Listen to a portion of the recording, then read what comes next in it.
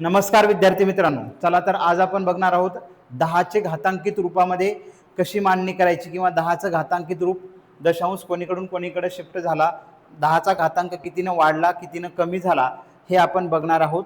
बघा मित्रांनो, एक गोष्ट लक्षात घ्या, हे तुम्हाला माहिती आहे बघा, कोणत्याही संख्येचा घातांक 0 असेल तर त्याला आपण 1 म्हणतो। त्यानंतर 10चा पहिला घात, कोणत्याही संख्येचा पहिला घात उत्तर तीच संख्या असते मित्रांनो। त्यानंतर मी घेतलं 10चा वर्ग, 10चा वर्ग किती येतो तर तो येत असतो 100, म्हणजे 10चा दुसरा घात त्याला आपण 100 लिहू शकतो। त्यानंतर 10चा घन याला आपण लिहू शकतो 1000। मित्रांनो, एक गोष्ट लक्षात घ्या, जेवढा घातांक असेल तेवढेच एकावर शून्य घ्यायचे, जेवढा घातांक असेल तेवढे एकावर शून्य घ्यायचे। इथं बघा 10चा तिसरा घात म्हणजे एकावर किती शून्य आहेत, 3 शून्य आहेत। मी म्हणलं इथं 10चा चौथा घात तर एकावर किती शून्य येणार तर एकावर 4 शून्य येणार, म्हणजे 10चा चौथा घात याला आपण लिहू शकतो 10,000।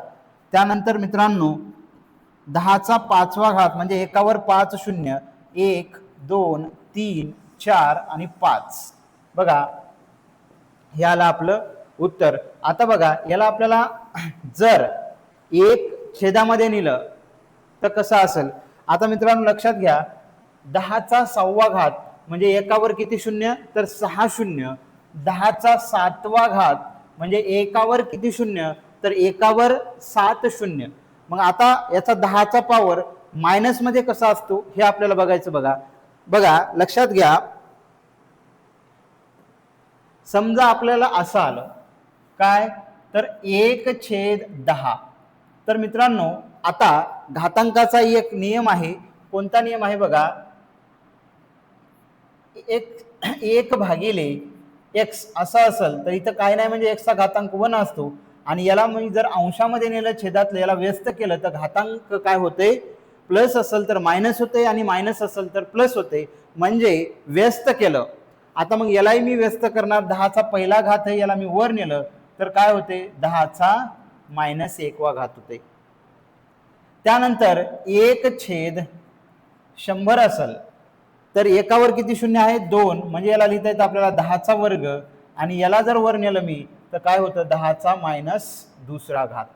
त्यानंतर 1/1000 आहे, एकावर 3 शून्य आहेत म्हणजे 10चा घन आहे, आणि याला वर नेलं मी तर 10चा -3रा घात होतं।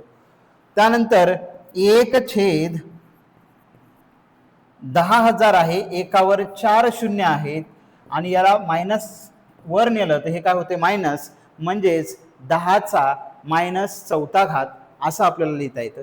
आता एक गोष्ट लक्षात घ्या मित्रांनो, याला दशांश मध्ये कसं लिहिता येईल, 10चा मायनस घातांक दशांश मध्ये कसा लिहिता येतो बघा। आता ह्या 1ला 10 भाग द्यायचा, भाग जात नाही म्हणून आपण 0 घेतो। आता हे 10 तयार होतं म्हणजे 10×1=10। मग एक गोष्ट लक्षात घ्या, याला दशांश मध्ये लिहायचं कसं तर एकावर जेवढे शून्य असतील तेवढे दशांशचे स्थळ घ्यायचे, दशांशचे घर घ्यायचे। एकावर किती शून्य आहेत त्यावर दशांशचे स्थळ येतील। आता इथे बघा 10चा -2रा घात आहे, म्हणजे एकावर 2 शून्य आहेत किंवा 10चा -2रा घात आहे, जेवढा मायनस घातांक असेल तेवढेच दशांशचे स्थळ घ्यायचे, जेवढा मायनस घातांक असेल तेवढेच दशांशचे स्थळ घ्यायचे। ही गोष्ट क्लिअरली लक्षात ठेवा। 10चा -2रा घात याला मी दशांश मध्ये कसं लिहू शकतो तर बघा 0.01, म्हणजे जेवढे मायनस घातांक असतील तेवढेच दशांशचे स्थळ घ्यायचे किंवा दशांशचे घर घ्यायचे। मग आता बघा इथं 10चा -3रा घातांक आहे, मग याला कसं घेता येईल आपल्याला 0.001, ह्याला आपल्याला दशांश मध्ये असं लिहिता येतं। त्यानंतर दशांशचा -4था घात आहे, याला लिहिता येतं 0.0001। आता मित्रांनो यालाच जसं दशांशचं घर कमी झालं तर आणखीन याला 10च्या पॉवर मध्ये आपल्याला लिहिता येतं।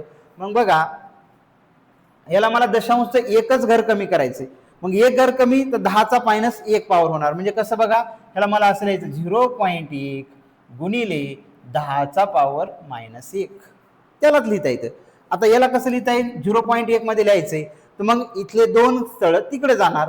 म्हणजे बघा 0.1 गुणिले 10चा घातांक -2. म्हणजे बघा एकूण किती घरं होते 3, ते एक घर इथं राहिलं आणि 2 हे घर झाले 3 घरं. इथे एकूण 2 घरं होते, हे एक घर आणि हे एक घर झाले -2 घरं.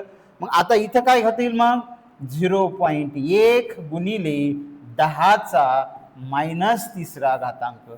आता हे झालं बघा 10चा घातांक मायनस किंवा प्लस असेल तर दशांशचे स्थळ कसे घ्यायचे. आता मित्रांनो आपण उद्याच्या क्लासमध्ये काय बघणार आहोत, दशांश शिफ्टिंग बघणार आहोत. दशांश डावीकडून उजवीकडे सरकला किंवा उजवीकडून डावीकडे सरकला तर 10च्या घातांकामध्ये कसा बदल होतो हे आपण नेक्स्ट लेक्चरमध्ये बघणार आहोत.